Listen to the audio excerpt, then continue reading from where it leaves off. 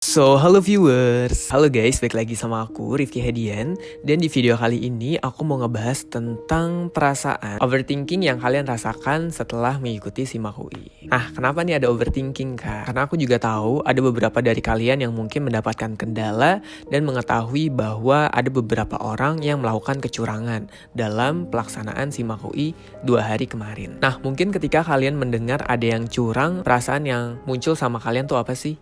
Mungkin ada yang marah, ada yang sedih, kok mereka bisa curang ya. Ada yang kesel juga, wah gila gue udah belajar semaksimal mungkin nih, tapi ada yang curang, nanti proses seleksinya gimana. Nah, hal-hal lain yang terjadi apa sih?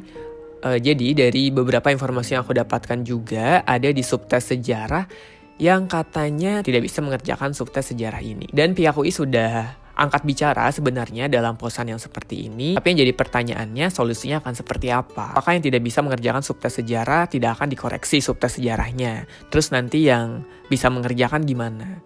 Jadi win-win solutionnya apa sih? Nah, pihak UI tidak memberikan secara spesifik apa yang akan mereka lakukan dalam mengatasi permasalahan ini. Tapi kalau dari aku pribadi sih mungkin win-win solutionnya ya subtes sejarahnya nggak usah dikoreksi sih.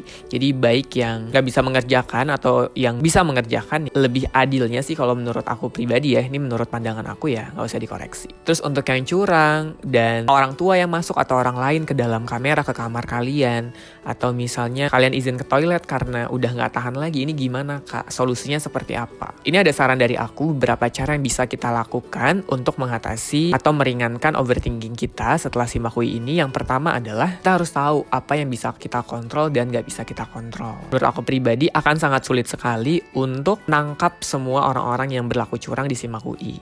Jadi yang bisa kita lakukan adalah melapor kepada pihak SIMAK UI-nya menggunakan bukti-bukti yang ada. Nanti untuk segala urusan seleksinya kita serahkan kepada pihak SIMAK UI-nya. Karena mereka juga udah ada pengawas, orang-orang yang mengawasi kalian selama ujian. Jadi mungkin dari bukti-bukti dan gerak-gerik yang mencurigakan nanti bisa dilihat siapa yang harusnya lolos, siapa yang gak harusnya lolos. Karena ada berita acaranya juga seperti yang aku bilang di video-video sebelumnya. Jadi itu bisa jadi salah satu acuan bagi pihak SIMAK UI untuk menyeleksi proses seleksi SIMAK UI ini. Nah, yang kedua, untuk mengatasi hal-hal yang tidak bisa kita kontrol gimana kak? Ini klise banget sih, tapi aku sangat menyarankan kalian untuk berserah. Menurut aku, pilihan berserah ini bisa menjadi pilihan terbaik ketika kalian udah gak bisa ngapa-ngapain lagi. Berserah kepada Tuhan, bilang sama Tuhan, ya Tuhan, apapun hasilnya, aku yakin ini adalah yang terbaik. Baik kalian keterima maupun gak keterima. Karena Tuhan pasti udah punya rencana-rencana yang lebih baik dibandingkan apa yang kita asumsikan.